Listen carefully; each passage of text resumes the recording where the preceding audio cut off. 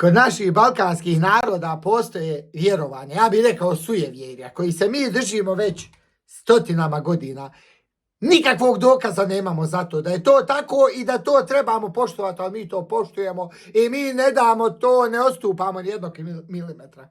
Kao što, na primjer, Srbi vjeruju da su im Rusi braća. Kao to su Rusi i Srbi, to je jedan narod, to mi i oni bez nas, gdje oni tu i mi, gdje mi tu i oni.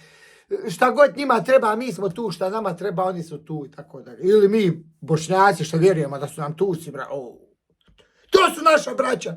Oni misle sad kad mi dođemo u Tursku ovako turistički i kažemo mi smo iz Bosne, dođi vamo, halal ti bilo, jedi, sve ti džaba, ti si naš brat. To su samo vjerovanje, to su sujevjerje, od toga nema ništa. Mi s Turcima nemamo puno zajedničkog, isto kao što Srbi i Rusi nemaju. Ja sam se to uvjerio ovdje u Njemačkoj. Kad dođete u neku firmu i sad rade tu, šta ja znam, Rusi, Turci, Bosanci, Srbi, Hrvati. Rusi idu Rusima, neće oni Srbima, apsolutno ih ne zanimaju ti Srbi.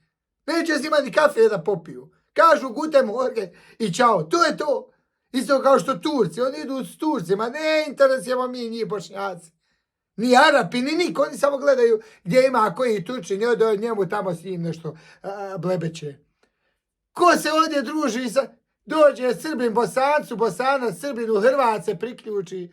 Tako je to uvijek. Tako je na ovoj autobuskoj stanici, u fabrici, bilo gdje.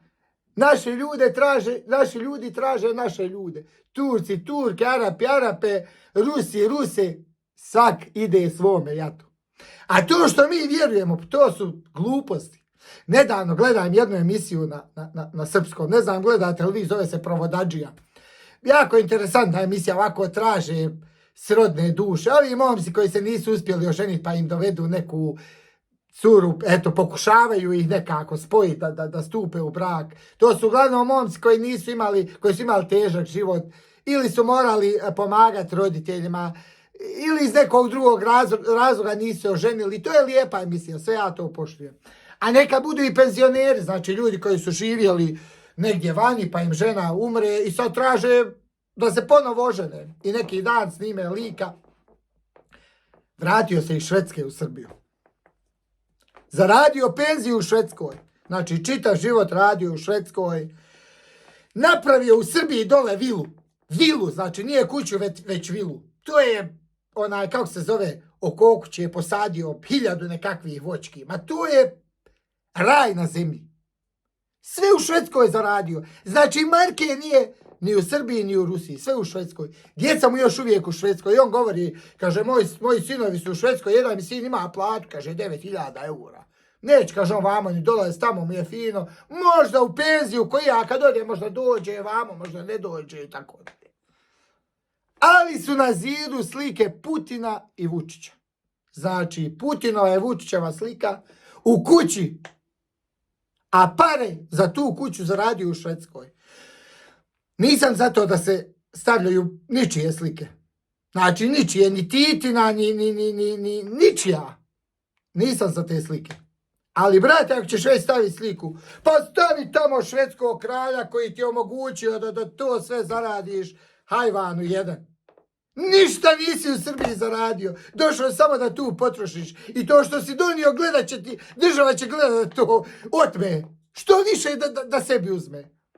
A Putin, da si otišao kod Putina, vjerovatno bi rokao tamo vodku, ne bi se ni vratio. Otišao, znači, lik u Švedsku, sve tamo zaradio, vratio se u Srbiju, napravio vilu od tih para koje je zaradio u Švedskoj. Tamo mu djeca svi se skrasili, obogatili, lijepo živjeli, sve imali, liječenje, školu, sve džaba. I vratio se lik u Srbiju i stavio Putinovu. I tako isto naši, znači vratit će se iz Njemačke dole i kupit će, stavit će Erdoganovu sliku. Naziv, takvi smo mi. Znači, što je to tako? Ima li to logike? Nema. Apsolutno nikakve logike nema. Svi govore tu da nije, ovdje ovi neki. Kaže Erdogana da nije, ne bi bilo muslimana, tako? Šta bola ne bi bilo? Pa ljudi tamo rade, čovječe, bio sam u Turskoj. satnica im €1,25, rade ko crnci, ne smiju progovoriti o njemu ništa. Što i pitaš u hotelu, tema ta, on. To oni ne pričaju o tom, zato što su u strahu. Da i ne bi neko provalio, da ne bi završili u prdekani. Ali govorovi, kaže, nije Erdogana.